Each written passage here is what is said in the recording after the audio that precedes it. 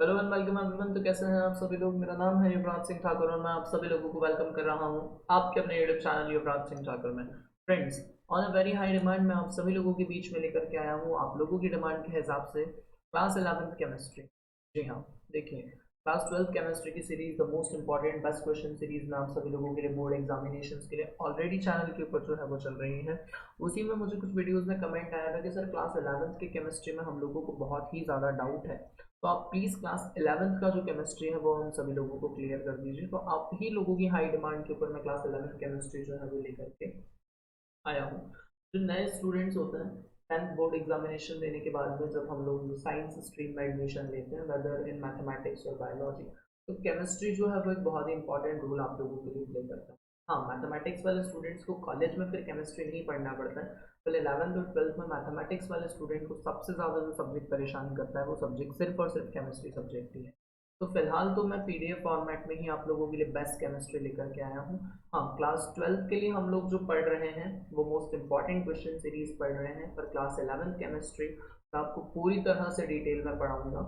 और इसके वीडियोस अगर आपको सीक्वेंशियली चाहिए तो चैनल के ऊपर ऑलरेडी क्लास 11th केमिस्ट्री के नाम से जो है एक प्लेलिस्ट बना हुआ है, उसी प्लेलिस्ट में मैं जो है वो आपको सिक्वेंशियली ये प्रोवाइड कर दूंगा। इसके अलावा अगर आपको नोट्स इसके चाहिए तो the best note best out of best notes जो है वो आपको इसके मेरे टेलीग्राम चैनल युवराज सिंह ठाकुर के ऊपर मिल जाएंगे। उसका लिंक जो है वो मैं डिस्क्रिप्शन बॉक्स में इस वीडियो पे डाल दूंगा। वहां से आप चैनल को ज्वाइन कर सकते हैं और वहां से जो है आप पीडीएफ को डाउनलोड कर सकते हैं। तो without wasting the time, let's get started with our topic and our topic is some basic concept of chemistry, जो कि क्लास 11th केमिस्ट्री का फर्स्ट चैप्टर है। इसमें सबसे पहले मैं आप लोगों को बता दूं कि इसमें सबसे पहला जो टॉपिक या सबसे पहले जो डेफिनेशन निकल करके आ रही है वो डेफिनेशन सबसे पहले निकल के आई है केमिस्ट्री। जब हम some basic concepts of chemistry पढ़ रहे हैं तो हमें सबसे पहले यही पता होना चाहिए कि आखिर केमिस्ट्री क्या क्या चल रहा है। तो केमिस्ट्री क्या होता है? तो chemistry is defined as the study of composition, properties and interaction of matter. Chemistry is often called the central services because of its role in connecting the life sciences and applied sciences such as medicine and engineering। इसमें सबसे important जो है वो मैं आप लोगों को पहले केमिस्ट्री क्या होता है वो क्लियर कर देता हूँ। तो chemistry is defined as the study of composition and interaction of matter. कि हम केमिस्ट्री में क्या पढ़ते हैं? तो केमिस्ट्री में हम पढ़ते हैं कंपोजिशन, प्रॉपर्टी और इंटरैक्शन किसी मैटर का। कंपोजिशन से क्या मतलब है? कंपोजिशन से ये मतलब है कि किसी भी मैटर में कौन सी चीज़ कितनी क्वांटिटी में अवेलेबल है। फॉर एग्जांपल, अगर मैं आपको बोलता हूँ कि भैया 20 कैरेट या 24 कैरेट गोल्ड है, तो उसमें कितना गोल्ड अवेलेबल है और गोल्ड के अलावा गोल्ड को शेप देने के लिए कितनी इम्प्योरिटीज हमें मिलानी पड़ी है। या फिर कोई भी एक सॉल्यूशन है आपके पास, जैसे मैंने आपको बोल दिया कि लिक्विड तो में आपका मिल्क और शुगर सॉल्यूशन है, तो उसमें कितना मिल्क है, कितनी उसमें शुगर है, कितना उसमें वाटर है। इस चीज़ का जो केमिकल कंपोजिशन होता है, क्योंकि देखिए अगर मैंने दूध में शक्कर को घोल दिया है तो आपको प्रैक्टिकली फिजिकल फॉर्म में शक्कर जो है वो दिखाई नहीं देगी, लेकिन उसका जो टेस्ट है वो आपको दूध में ज़रूर मिलेगा। तो केमिस्ट्री आपको बेसिकली यही बताता है कि आखिर अल्टीमेटली वो जो सिनेरियो है, वो सिनेरियो जो है वो है क्या, कितना कंपोजिशन है। उसके बाद में दूध की अपनी प्रॉपर्टीज़ होंगी, दूध के साथ में आपके जो वाटर या जो शुगर है उसकी अपनी प्रॉपर्टीज़ हैं, खुद की प्रॉपर्टीज़ होंगी कि दूध भैया वाइट कलर का होगा, वाटर कलरलेस होगा, दूध में ये टेस्ट होगा, वाटर ऐसा होगा, उन प्रॉपर्टीज़ के बारे में। और दूध और मिल्क का आपस में मिक्सअप होने के बाद में इंटरेक्शन में क्या, इंटरेक्शन आराम से हो जाता है, इंटरेक्शन करवाने में हमें थोड़ी सी मेहनत लगती है, क्या लगता है। तो उस तरह की जो भी चीज़ें हैं वो हम किसके अंदर पढ़ते हैं, वो हम केमिस्ट्री की ब्रांच के अंदर पढ़ते हैं। इसके अलावा अगर केमिस्ट्री की सिंपल डेफिनेशन के बारे में बात करूँ तो it is a branch of science in which we study about the chemical composition of the thing, chemical composition and interaction of the matter। तो वही जो है यहाँ पर भी लिखा हुआ है और वही जो है मैं आपको यहाँ पर भी बता रहा हूँ। चलिए, तो होप सो आप सभी लोगों को अब केमिस्ट्री तो जो है वो यहाँ पर क्लियर हो गया होगा कि आखिर अल्टीमेटली जो केमिस्ट्री है वो आपका क्या होता है। इसके बाद में बात करें तो chemistry is often called the central science. देखिए, ये लाइन जो है थोड़ी सी बहुत ही ज़्यादा इंपॉर्टेंट सी लाइन है, उसको समझना बहुत ज़रूरी है कि chemistry is often called the central science because of its role in connecting the physical science, which include chemistry, with the life science and applied science such as medicine and engineering. कि chemistry जो होता है उसे एक central science भी कहा जाता है, मतलब साइंस की सारी ब्रांचेस में केमिस्ट्री को सेंट्रल साइंस कहा जाता है। And what is the reason कि हम केमिस्ट्री को जो है वो सेंट्रल साइंस कहते हैं, तो उसका रीज़न ये है कि ये फिजिकल साइंस को और अप्लाइड साइंस को, फिजिकल साइंस मतलब आपका फिजिक्स से रिलेटेड वाली जो चीज़ें होती है, मोशन वगैरह, फिजिक्स मतलब अल्टीमेटली, और अप्लाइड साइंस जैसे मेडिसिन और इंजीनियरिंग, इसे अप्लाइड साइंस कहा जाता है। तो इनको कनेक्ट करने का जो काम करता है वो कनेक्शन एस्टैब्लिश करने का काम कौन करता है, वो केमिस्ट्री करता है। ये चीज़ अगर आप याद नहीं भी रखेंगे तो भी चलेगा, बाकी आपको केमिस्ट्री के बारे में इतना ध्यान रखना है कि chemistry is defined as the study of composition and properties and interaction of the matter. इसके बारे में अगर हम लोग बात करें इसके बाद में, तो केमिस्ट्री की कुछ बहुत ही ज़्यादा स्पेशल ब्रांचेस होती हैं। मेनली केमिस्ट्री को हम तीन ब्रांचेस में जो है वो डिवाइड करके 11th में और 12th में पढ़ते हैं, और मेन तीन ब्रांचेस भी होती हैं। एक होता है फिजिकल केमिस्ट्री, एक होती है इनऑर्गेनिक केमिस्ट्री और एक होती है ऑर्गेनिक केमिस्ट्री। इसके अलावा भी कुछ मेन ये तीन ब्रांचेस हैं, इसके अलावा कुछ और ब्रांचेस हैं जैसे कि आपका बायो केमिस्ट्री और एनालिटिकल केमिस्ट्री। सबसे पहले अगर हम लोग बात करें फिजिकल केमिस्ट्री के बारे में कि आखिर फिजिकल केमिस्ट्री जो है वो आपका क्या होता है।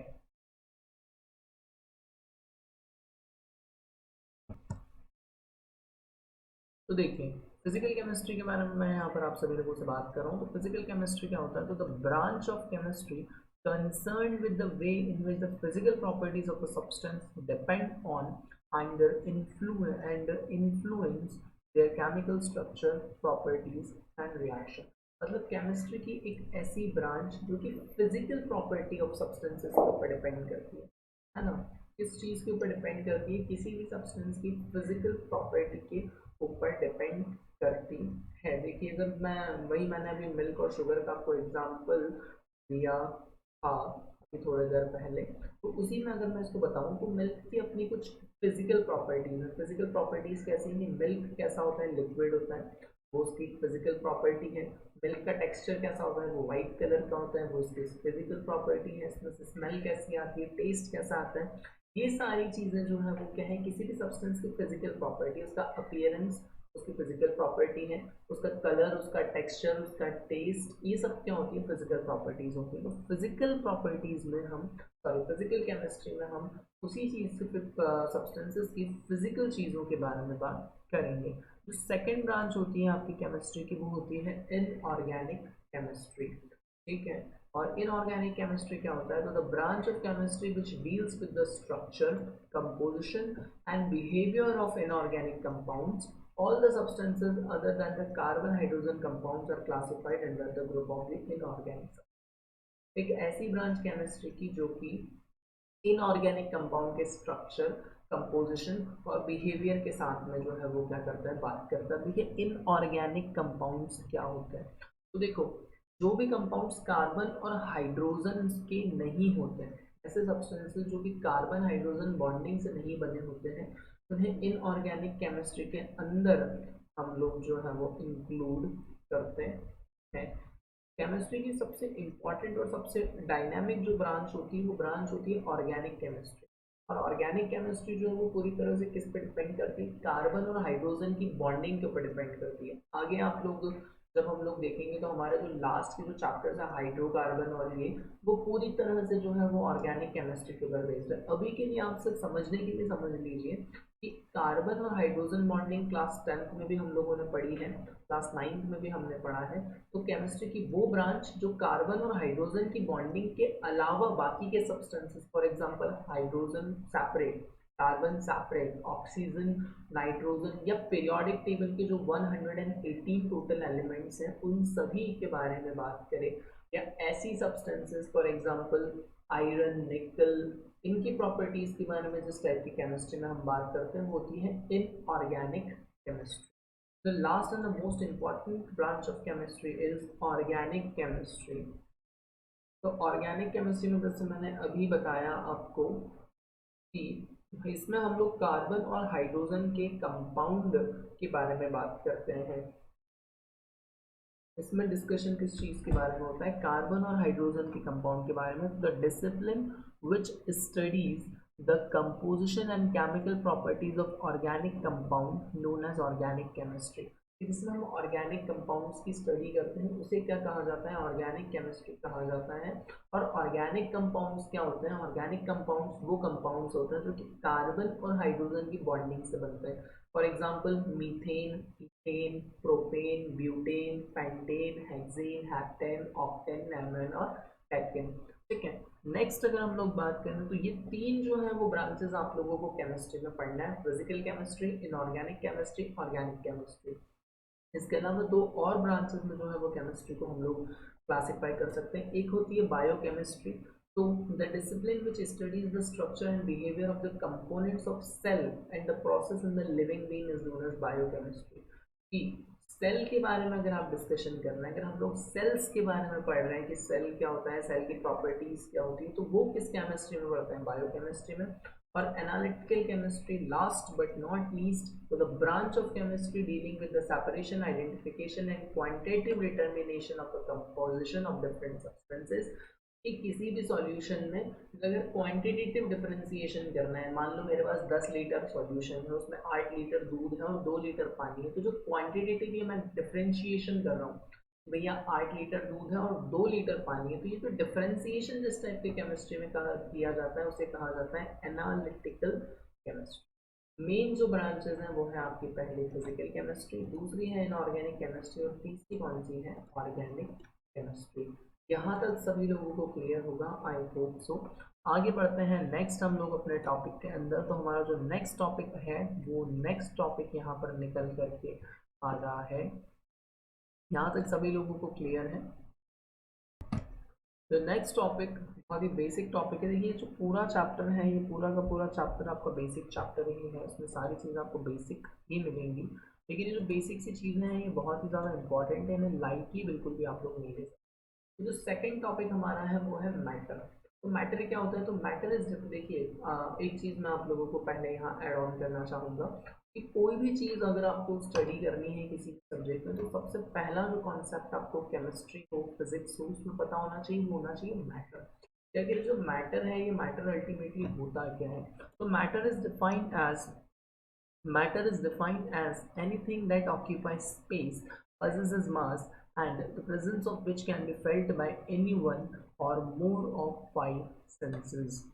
देखिए ये फाइव सेंसेस वगैरह वाली जो बात है, ये तो थोड़ी सी प्रैक्टिकलिटी वाली बात हो जाती है, इसमें इतना ज़्यादा वो नहीं है। बाकी सिंपल डेफिनेशन ऑफ मैटर के बारे में बात करें तो anything that occupies space, possesses mass, and presence of which can be felt by anyone or more of our five senses, ऐसी चीज का अपना मास हो जो किसी स्पेस को ऑक्यूपाई करती है। फॉर एग्जाम्पल अगर आप लोगों का मोबाइल फ़ोन है, तो मोबाइल फ़ोन अगर आप लोगों ने टेबल के ऊपर रख रखा है, तो मोबाइल फ़ोन का अपना एक मास है। एक वेट और मास वैसे बहुत ही डिफरेंट चीज़ें होती हैं, वेट और मास को कभी भी एक नहीं बताया जा सकता है। मतलब मोबाइल फ़ोन का अपना एक मास है, वो जहाँ रखा हुआ है उतनी जगह उसने कवर की हुई है, तो उतनी जो स्पेस है वो आपके मोबाइल फ़ोन ने क्या कर रखी, कवर कर रखी है। तो वो क्या होगी, मैटर होगी। आप लोग अपने चेयर्स के ऊपर बैठते हैं, आपके अंदर अपना एक मास है, आप चेयर के ऊपर बैठे हुए हैं। ऐसा तो नहीं है कि कोई और उसी चेयर के ऊपर आकर बैठ सकता है, कंफर्टेबल हो पाएगा, नहीं हो पाएगा, क्योंकि आपने ऑलरेडी वहाँ क्या किया हुआ है, स्पेस कवर किया हुआ है। तो कोई भी ऐसी चीज़ जो जगह घेर ले, तो सामान अगर रखा है तो वो सामान जगह घेर ले और उसके बाद में उसका अपना मास हो, उसे क्या कहते हैं, हम लोग उसे मैटर कहते हैं। मैटर जो है वो मेनली तीन स्टेट में एग्जिस्ट करता है। तो फर्स्ट स्टेट ऑफ मैटर है वो है आपकी solid state, second state of matter जो है वो है लिक्विड स्टेट, एंड जो थर्ड स्टेट ऑफ मैटर है वो है आपकी गैशियस स्टेट। इसके अलावा दो और स्टेट्स होती हैं मैटर की, जो कि आप लोगों के सिलेबस में फिलहाल इंक्लूडेड नहीं है। एक होती है प्लाज्मा स्टेट और एक होती है बोर्स कंडेंसेशन स्टेट या आइंस्टीन कंडेंसेशन स्टेट के नाम से भी जिसे जाना जाता है। तो उसके बारे में अभी हम लोग चर्चा नहीं करेंगे, क्योंकि वो अभी तक आप लोगों के सिलेबस में जो है वो इंट्रोड्यूस नहीं किया गया है। मैटर का जो पहला स्टेट है वो है सॉलिड स्टेट। तो a substance is said to be solid if it possesses a definite volume and a definite shape। तो किसी भी सब्सटेंस को सॉलिड कब कहा जाता है, जब उसका एक डेफिनेट वॉल्यूम और डेफिनेट शेप हो। कोई भी सॉलिड की चीज़ आप देखिए, मोबाइल फ़ोन, आपका लैपटॉप हो जाएगा, आपकी बुक्स हो जाएंगी, उनका एक पर्टिकुलर खुद का एक शेप होता है और वो क्या करते हैं, उनका एक फिक्स्ड वॉल्यूम होता है। ऐसा तो नहीं है कि सॉलिड का वॉल्यूम जो है वो रोज चेंज होता है। 3D फिगर के बारे में हम लोग बात कर रहे हैं, तो सॉलिड का जो वॉल्यूम है वो हमेशा कैसा रहेगा, सेम रहेगा, डेफिनेट रहेगा और एक डेफिनेट उसका शेप रहेगा। उस तरह की सब्सटेंस को क्या कहा जाता है, सॉलिड। Example sugar. शुगर आप सभी लोगों ने देखी है, क्रिस्टलाइन शेप में होती है। आयरन हम सभी लोगों ने देखा है, गोल्ड हम सभी लोग देखते हैं, तो सॉलिड चीज़ है। लिक्विड के बारे में बात करें तो a substance is said to be liquid if it possesses a definite volume but not a definite shape. It take the shape of the vessel in which they are put. Example water, milk, oil, mercury, alcohol. किसी भी substance को liquid कब कहा जाता है, तो किसी भी सब्सटेंस को हम लोग लिक्विड तब कहते हैं तब उसका वॉल्यूम तो फिक्स हो लेकिन उसका शेप फिक्स नहीं हो। मान लीजिए आपके पास 1 लीटर पानी है, उसे आपने 1 लीटर की बॉटल में भर रखा है, तो वो बॉटल नीचे से ऊपर तक पूरी भर जाएगी। पर अगर 10 लीटर के कंटेनर में आपने उस पानी को डाल दिया तो पानी थोड़ा सा ही उसमें दिखाई देगा, तो उसका वॉल्यूम तो जो है वो उतना ही रहेगा, 1 लीटर है तो 1 लीटर ही रहेगा, लेकिन उसका जो शेप है वो वहाँ पर वेरी करेगा। उस तरह के सब्सटेंस को हम क्या कहते हैं, लिक्विड कहते हैं। लास्ट स्टेट जो है वो है गैसियस स्टेट। तो किसी भी सब्सटेंस को गैस कब कहा जाता है, जब उसका ना तो डेफिनेट वॉल्यूम हो और ना ही उसका क्या हो, डेफिनेट शेप हो, तब इस तरह की सब्सटेंस को हम क्या कहते हैं, तब इस तरह के सब्सटेंस को जो है वो गैस कहा जाता है। The three states are interconnectable by changing the conditions of temperature and pressure. अगर आप लोग क्या करते हैं, टेम्परेचर और प्रेशर की कंडीशन को चेंज करते हैं तो तीनों स्टेट्स जो है एक दूसरे से कनेक्ट हो जाती है। फॉर एग्जाम्पल अगर आपके पास सॉलिड है, तो सॉलिड को आपने बहुत ही ज़्यादा हीट किया है। फॉर एग्जाम्पल सॉलिड में देखें तो आइस है, मैं आइस का एग्जाम्पल आप लोगों को देता हूँ, तो वो क्या कनेक्टिविटी के लिए बहुत ही ज़्यादा जो है वो अच्छा होगा। अगर आपके पास आइस है, उस आइस को आपने हीट किया है तो वो सॉलिड से क्या बन जाएगा, वो सॉलिड से लिक्विड बन जाएगा। लिक्विड को अगर आपने और हीट किया है तो वो क्या बन जाएगा, गैस बन जाएगा। लेकिन जब ये गैस है, इस ठीक है, मतलब आपके पास आइस क्यूब था, उसे आपने टेम्परेचर दिया तो वो पहले वाटर बना, वाटर को और ज़्यादा टेम्परेचर दिया तो बॉयल होने के बाद क्या बन गया, गैसेस बन गया। जब ये गैसेस ठंडी हो जाएंगी तो ये गैसेस क्या बनेंगी, जैसे जैसे गैस ठंडी होती जाएगी तो वो पहले लिक्विड शेप में भी आ सकती है, लिक्विड शेप के बाद में टाइम आ जाएगी सॉलिड शेप में आ सकती है। तो जैसे जैसे आप टेम्परेचर बढ़ाओगे तो सॉलिड का लिक्विड का सॉलिड जो है वो लिक्विड में ट्रांसफर हो सकता है, लिक्विड से गैस में हो सकता है, और सॉलिड जो है वो डायरेक्ट भी गैस में ट्रांसफर हो सकता है by the process of sublimation. Sublimation एक ऐसी प्रोसेस होती है, direct conversion of solid into gases, उस प्रोसेस को हम क्या कहते हैं, सब्लिमेशन कहते हैं। इसका सबसे अच्छा एग्जांपल होता है कपूर, कैम्फर। अगर आपने कपूर को बाहर एक्सटर्नल एनवायरनमेंट में रखा है तो कपूर जो है वो आपका बहुत ही जल्दी उड़ जाएगा, आपको पता भी नहीं चलेगा कि आपका कपूर जो है वो कहाँ उड़ गया। उस तरह की जो प्रोसेस होती है उसे क्या कहा जाता है, उसे हम लोग सब्लिमेशन कहते हैं। इसके बाद में अगर देखें तो मैक्रोस्कोपिक लेवल के ऊपर मैटर का क्लासिफिकेशन कैसे करते हैं। ये जो मैक्रोस्कोपिक लेवल के ऊपर मैटर का क्लासिफिकेशन है, इसे केमिकल क्लासिफिकेशन ऑफ मैटर भी कहा जाता है। सॉलिड, लिक्विड और गैस ये होता है फिजिकल क्लासिफिकेशन ऑफ मैटर। ये माइक्रोस्कोपिक लेवल के ऊपर भी हो सकता है, माइक्रोस्कोपिक लेवल पे भी हो सकता है। और अगला जो कॉन्सेप्ट है, classification of matter at a macroscopic level, इसे क्या कहा जाता है, इसे केमिकल क्लासिफिकेशन ऑफ मैटर के नाम से भी हम लोग जानते हैं। मैक्रोस्कोपिक डोमेन के ऊपर मिक्सचर और प्योर सब्सटेंसेस, ये दो जो है वो मैटर के क्लासिफिकेशन आप लोगों के यहाँ पर होते हैं। ठीक है, यहाँ तक आई होप तो सभी लोगों को बहुत ही अच्छे से ये कॉन्सेप्ट जो है वो क्लियर होगा। इसके बाद में अगर हम लोग बात करें तो देखिए ये एक फ्लो चार्ट यहाँ पर बना हुआ है। इस फ्लो चार्ट को बहुत ही अच्छे से देखिए। मैटर, मैटर जो है वो दो पार्ट्स में डिवाइड हुआ। पहला हो गया आपका मिक्सचर, दूसरा हो गया आपका प्योर सब्सटेंसेस। मिक्सचर को फर्दर डिवाइड किया जाता है होमोजीनियस मिक्सचर और हेट्रोजीनियस मिक्सचर में, और प्योर सब्सटेंसेस को फर्दर डिवाइड किया जाता है एलिमेंट्स और कंपाउंड्स में। देखिए मिक्सचर क्या होता है, तो अब मिक्सचर क्या होता है, मिक्सचर तो अब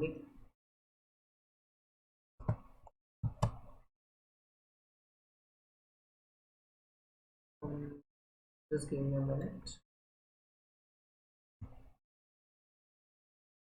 मिक्सचर के बारे में अगर मैं सबसे पहले बात करूं तो a mixture contains two or more pure substances present in it in any ratio which are called components. Mixture में भी होमोजीनियस और हेटेरोजीनियस। मिक्सचर क्या होता है, जब हम क्या करते हैं, दो या दो से ज़्यादा सब्सटेंसेस को आपस में मिक्स कर देते हैं किसी भी रेशो में, उसका रेशो जो है वो फिक्स नहीं होता है, तब उसे क्या कहा जाता है, उसे तब कहा जाता है मिक्सचर। मिक्सचर यहाँ पर आपके दो तरह के होते हैं, एक आपका होता है होमोजीनियस मिक्सचर और एक आपका होता है हेटेरोजीनियस। देखिए, होमोजीनियस मिक्सचर इस टाइप के मिक्सचर्स होते हैं जिसमें दोनों कंपोनेंट्स जो हैं वो आपस में पूरी तरह से बहुत ही अच्छे से मिक्स हो जाते हैं। तो दूध और शक्कर का ही हम लोग एग्जांपल लेके चल रहे हैं, मिल्क एंड शुगर सॉल्यूशन। अगर आपने मिल्क के अंदर शुगर को डिसॉल्व किया है तो बाय नेकेड आइज आप शुगर को जो है वो नहीं देख सकते। हाँ, शुगर का टेस्ट आपको मिल्क में ज़रूर आएगा, लेकिन आपको आंखों से जो है वो शक्कर दिखाई नहीं देगी। तो इस तरह का जो मिक्सचर है उसे क्या कहते हैं, होमोजीनियस मिक्सचर, जिसमें जो दोनों ही कंपोनेंट्स हैं वो एक दूसरे में कंप्लीटली मिक्स कर जाते हैं। और दूसरा जो आपका मिक्सचर है वो होता है हेट्रोजीनियस मिक्सचर। हेट्रोजीनियस मिक्सचर ऐसे मिक्सचर होते हैं जिसमें जो दोनों कंपोनेंट हैं वो आपस में पूरी तरह से मिक्स नहीं करते। इसका बहुत ही अच्छा एग्जांपल है सेव परमल भेल, जो हम सभी लोग नॉर्मली खाते हैं। सेव उसमें आपको अलग से दिखाई देती है, परमल उसमें अलग से दिखाई देते हैं, जो टमाटर वो उसमें डालता है वो अलग से दिखते हैं, जो प्याज उसमें होते हैं वो अलग से दिखाई देते हैं, सॉस भी हमें उसमें दिखाई देता है, मूंगफली के दाने अगर उसमें है, ग्राउंडनट्स, तो वो भी आपको उसी के अंदर दिखाई देता है। मतलब जो भी चीज़ उसके अंदर होगी उसे आप नेकेड आइज से जो है वो डिफरेंशिएट कर सकते हैं। इस तरह के कंपोनेंट्स को क्या कहा जाता है, इस तरह के कंपोनेंट्स को हेट्रोजीनियस मिक्सचर जो है वो कहा जाता है। तो होप सो दोनों ही तरह के मिक्सचर जो है वो आपको यहाँ पर क्लियर होंगे। ठीक है, इसके आगे ये चैप्टर भी बहुत ज़्यादा बड़ा है। 11th केमिस्ट्री जो है उसके चैप्टर बहुत बड़े बड़े हैं।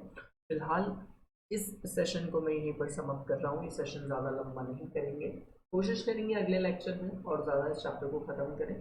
3 लेक्चर समथिंग लगेगा मुझे इस चैप्टर को पूरी तरह से आप लोगों को ख़त्म करने में। होप सो आप सभी लोग तीनों ही लेक्चर्स के साथ मेरे साथ बने रहेंगे। तब तक के लिए हंसते रहिए, मुस्कुराते रहिए, खुश रहिए और पढ़ते रहिए। और हाँ, एक इम्पॉर्टेंट बात, पीडीएफ जो है वो मैं टेलीग्राम चैनल के ऊपर अपलोड कर चुका हूँ, आपको टेलीग्राम चैनल से जो है वो पीडीएफ मिल जाएगी।